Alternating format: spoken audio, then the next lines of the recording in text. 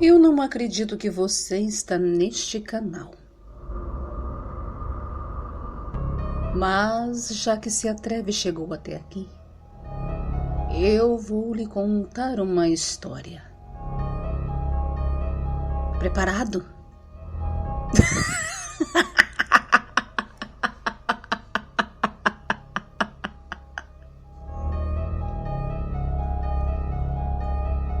Jamais deixe de ajudar uma senhora.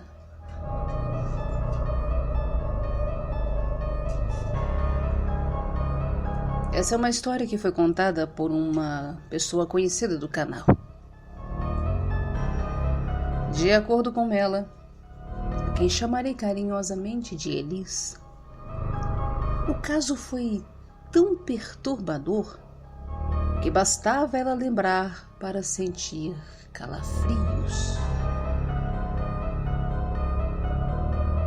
Bom, antes de qualquer coisa, me permita te apresentar Elis.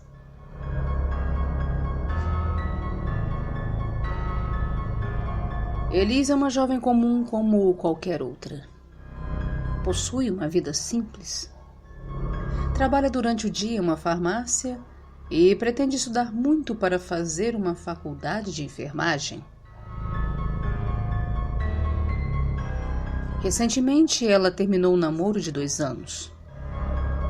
Segundo Elis, certas coisas passam, menos uma traição. E foi exatamente este o pecado cometido pelo seu agora ex-namorado. Depois desse problema, Elis resolveu dar um tempo para si mesma e cuidar mais de si. Pois antes ela se ocupava em viver mais para aquele namorado famigerado. Ao contrário de muitas, não sentiu necessidade de sair e cair nas baladas quentes de São Paulo. E, muito menos, não se apequenou e procurou um refúgio em alguma religião.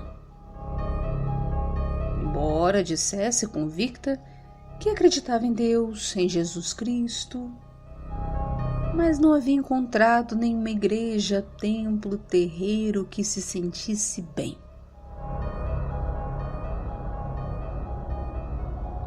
Preferia mesmo era ocupar o seu tempo e mente com trabalho, estudos, dieta, maquiagem e perfumes.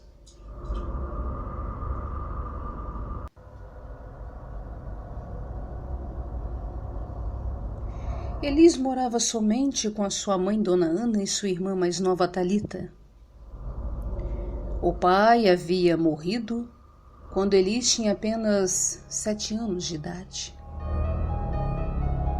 Seu Macedo era caminhoneiro. Atravessou todo o Brasil do Oiapoque a Chuí e colecionava todo tipo de histórias que pudesse ouvir de um bom contador de causos. Dona Ana só se sentia em paz quando o marido estava em casa. Tinha medo que alguma coisa ruim acontecesse com ele nessas estradas afora. Coitada de Dona Ana.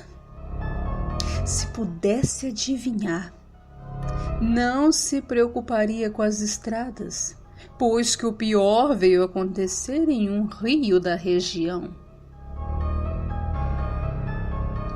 Um dia, o seu amigo Tonho, amigo de velhas datas, o chamou para pescar. Ele foi. E nunca mais voltou. Pobre Macedo.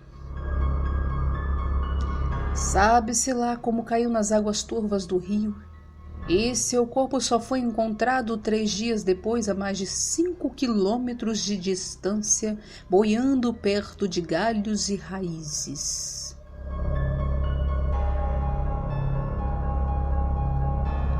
Isso tem mais de 21 anos.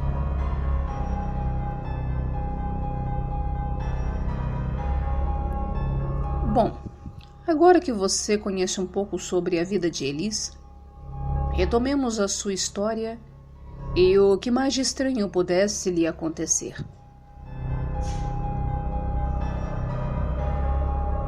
Elis nos assegurou que, por mais que não fosse uma jovem religiosa, ela não desrespeitava e nem abusava do que fosse desconhecido, porque já ouvira antes incessantemente a famosa frase: entre o céu e a terra existem mais coisas que a nossa vã filosofia possa explicar.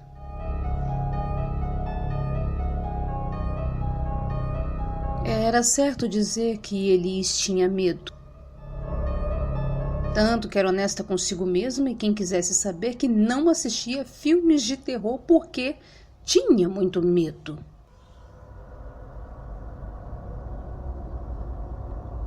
Talvez, como a sua mãe, Elis sentisse e pressentisse as coisas. Dia 7 de março de 2012.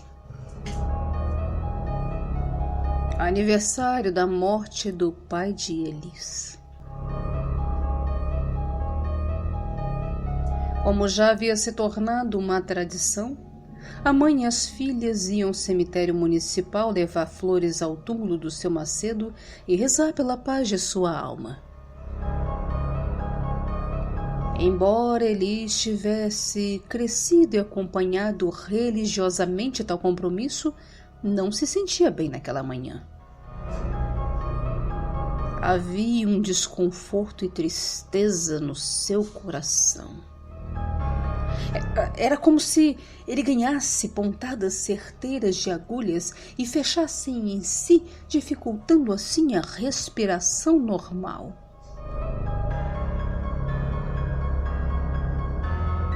Elis não quis contar isso para ninguém. Procurou transparecer uma normalidade para disfarçar melhor. Por fora estava tudo bem, mas por dentro era bastante incômodo.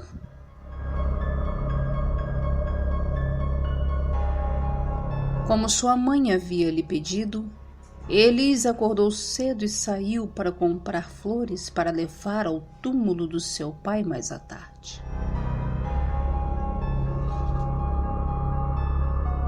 Caminhava tranquilamente pelas ruas enquanto seus pensamentos vagavam para qualquer lugar. Em um certo momento, próximo a uma esquina, viu uma senhora. Assim que se aproximou dela, sentiu que não era estranha. Mas não sabia exatamente quem era. Não dava para lembrar. A senhora olhou com certa ternura e lhe disse: "Bom dia." Elis respondeu: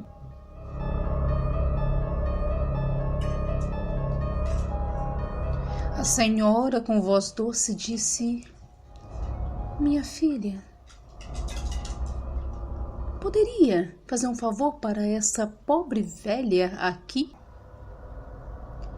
Elis queria continuar sua caminhada e chegar logo à floricultura que já estava perto, mas não poderia deixar de ajudar uma pobre e delicada senhora.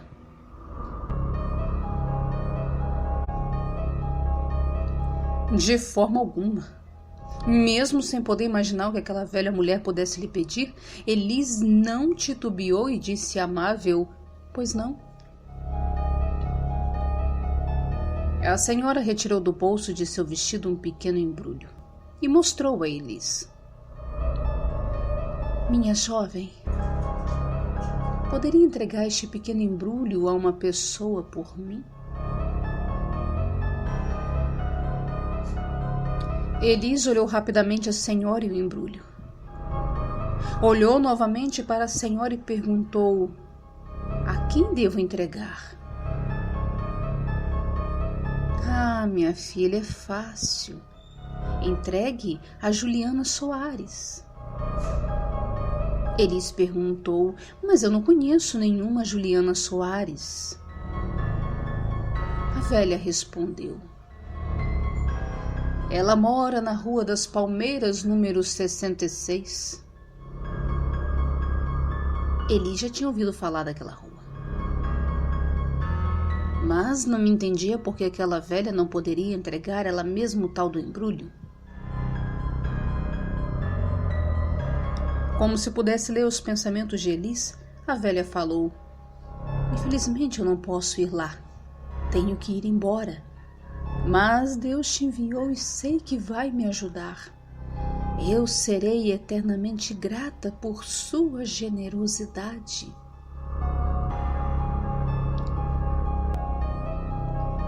Elis balançou a cabeça em um gesto típico de tudo bem. Despediu daquela senhora e acelerou seus passos para chegar logo à floricultura. Estava tão apressada que nem olhou para trás. Ao chegar à floricultura, fez o mesmo pedido de todos os anos: margaridas. A atendente, que já conhecia, fez um belo arranjo. Ao sair da loja, resolveu voltar pelo mesmo caminho. E não viu mais a velha.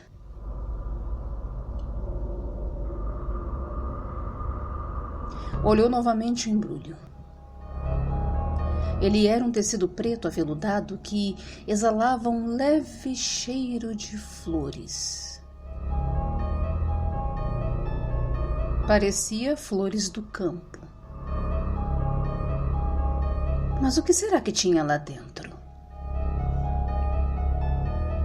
Por mais que aflorasse certa curiosidade, Elis não iria abrir o embrulho, pois sua mãe havia lhe ensinado a não mexer nas coisas dos outros.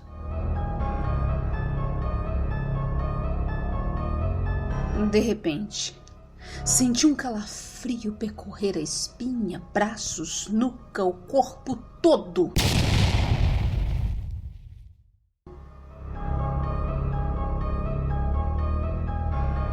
Assim que chegou em casa, contou à sua mãe o que havia lhe ocorrido no caminho da floricultura.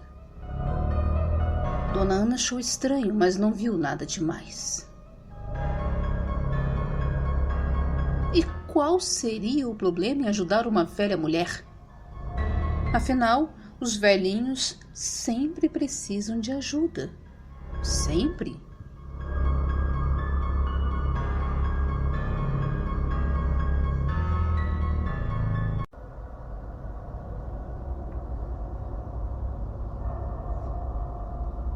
Dona Ana resolveu adiantar o almoço para que pudessem ir em seguida ao cemitério. Elis pensou que, assim que saísse do cemitério, iria até o endereço passado pela velhinha fazer a entrega do embrulho. Era melhor.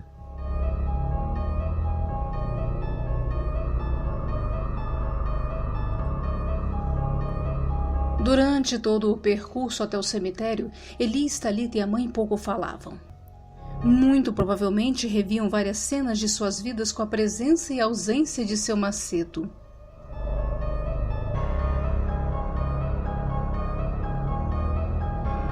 O cemitério era relativamente grande, e o túmulo de seu Macedo ficava mais ou menos na parte central.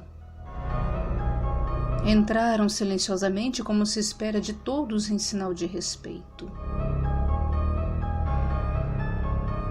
Assim que ficaram de frente ao túmulo, Dona Ana colocou as flores e retirou algumas sujeiras, como galhos e papéis que haviam caído sobre a lápide. Provavelmente tinham sido jogadas pelo vento.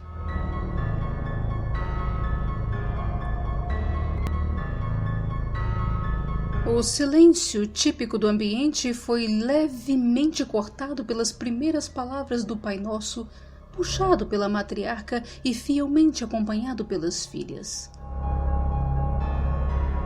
Assim que terminaram e fizeram o sinal da cruz, permaneceram por mais uns instantes observando a lápide daquele túmulo cada vez mais envelhecido.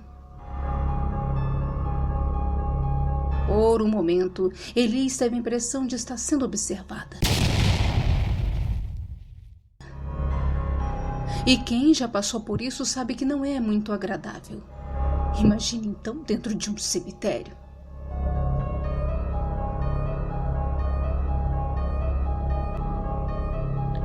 Elise tentou negar. Nada melhor do que pensar que se tratava de uma coisa da sua cabeça. Só que a sensação não passava.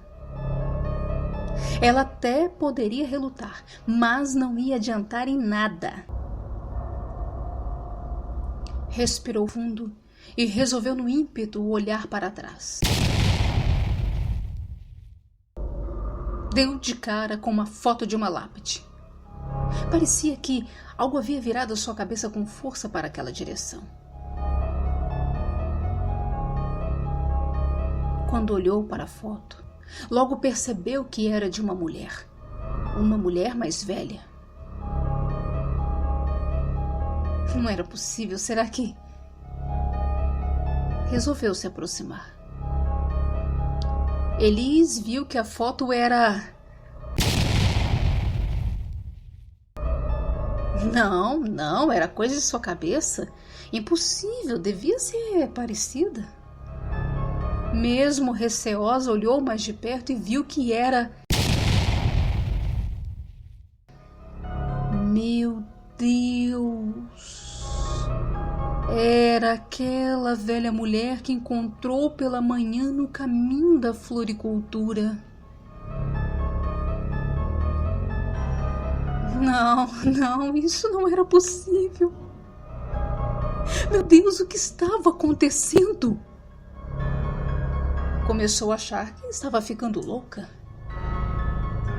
Sua mãe e sua irmã se aproximaram e perguntaram o que estava acontecendo. Elise explicou que a velha que tinha encontrado mais cedo era exatamente a mesma da foto da lápide. É claro que elas também ficaram assustadas. Não dava para entender o que estava acontecendo, meu Deus. Era preciso fazer alguma coisa. Então, Dona Ana, já refeita de si, disse que Elise deveria abrir o embrulho e ver o que tinha no seu interior. Elise não quis. Estava com medo. Thalita, sempre quieta, resolveu sugerir para que fosse até o endereço que a velha tinha passado para saber o que tinha acontecido e deixassem para ver o embrulho depois. Sabe-se lá o que poderia estar guardado ali?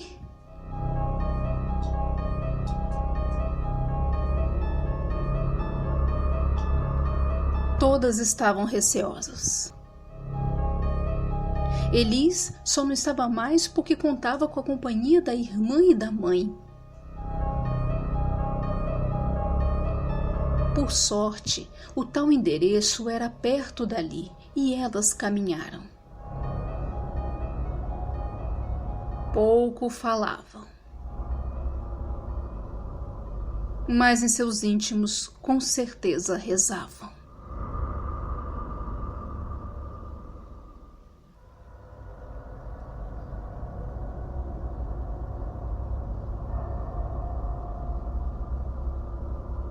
Elas devem ter gastado uns 15 minutos de caminhada. Não foi difícil encontrar a casa com o número 66. Mas era difícil de acreditar que tudo residia em um grande silêncio. Parecia que não tinha ninguém.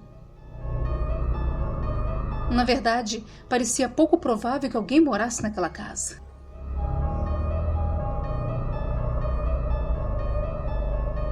Era tudo tão velho, sujo e acabado.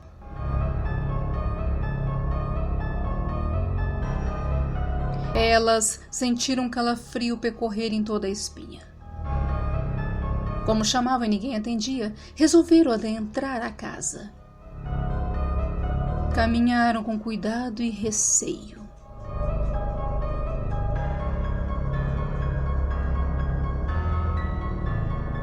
Uma janela estava entreaberta.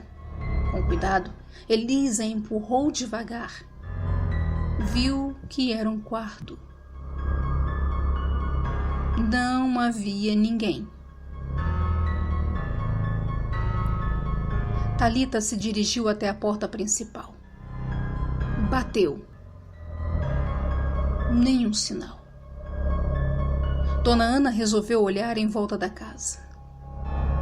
Tudo calmo.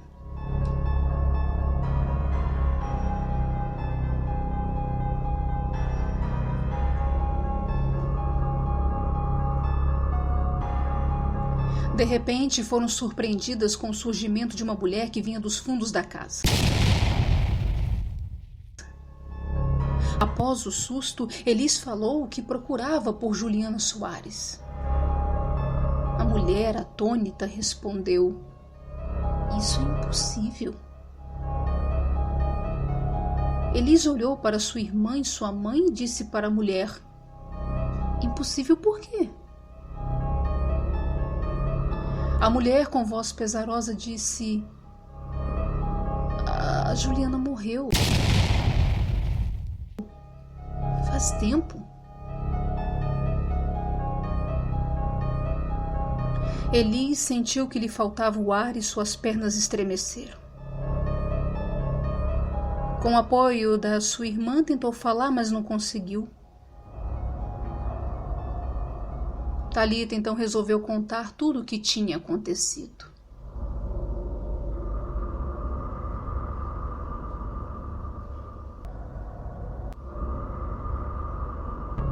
Quando conseguiu ter condições de falar,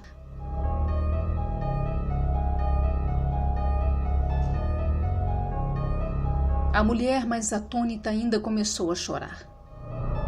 Quando conseguiu ter condições de falar, contou que a velha que havia encontrado Elis era sua mãe e Juliana era sua sobrinha.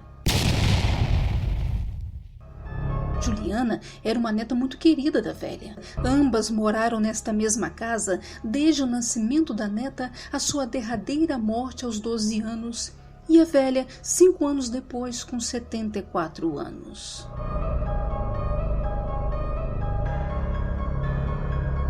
O mais sinistro ainda é que Juliana morreu no dia do seu próprio aniversário.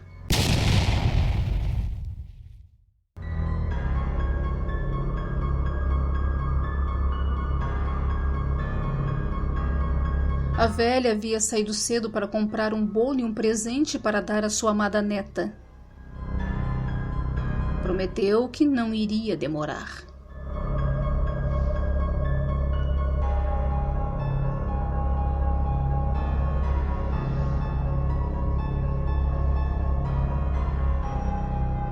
Mas o destino impaciente não quis esperar. Juliana teve um mal súbito e morreu rapidamente. Quando a velha, feliz, retornou para sua casa, cheia de expectativas para fazer uma boa surpresa, foi surpreendida da pior forma que alguém pudesse imaginar.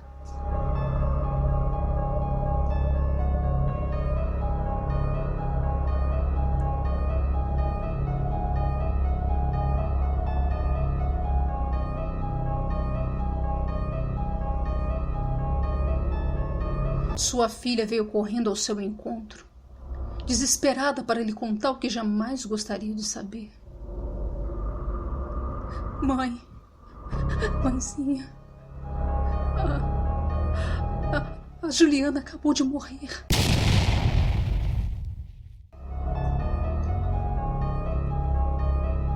A velha correu para dentro de casa e, quando viu sua neta fria, morta em cima de sua caminha, não suportou e desmaiou. O bolo havia se espatifado pelo chão da sala e logo os gatos da casa comeram. Quando a velha recobrou do desmaio, devidamente amparada por sua família, pôs-se a chorar copiosamente. Ainda em sua mão direita estava o presente que ia ser dado a Juliana. Era um pingente de cruz prata, delicado e muito bonito. Era para dar proteção à menina.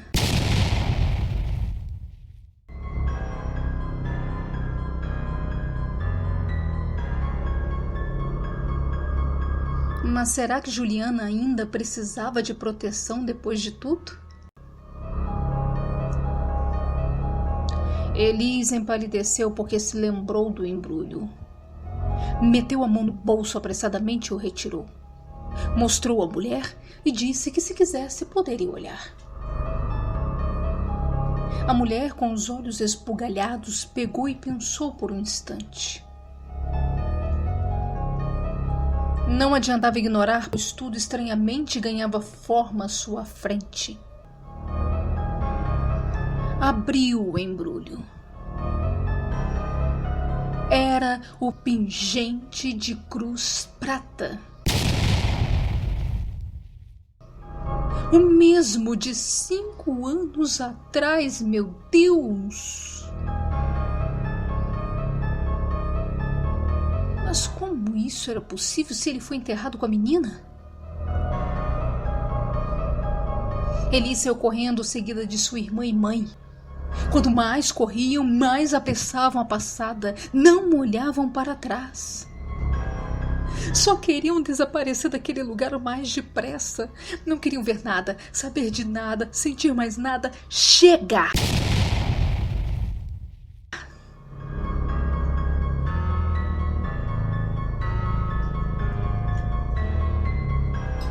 Quando chegaram em casa, estavam totalmente exaustas. Elis pediu que não falasse mais nada sobre esse assunto e que deveriam fingir que nada havia acontecido. Assim, como jamais deveriam se separar por nada deste mundo. Se elas tiveram pesadelos ou qualquer outra experiência com a velha, jamais disseram. O fato é que tudo o que aconteceu sempre foi e permanece um grande mistério. Bom, este foi mais um caso estranhamente sobrenatural. Se você se arrisca em dizer algo a respeito, deixe o comentário abaixo. Não se esqueça de inscrever no canal, ativar o sininho e deixar o like no vídeo para não sofrer uma terrível maldição.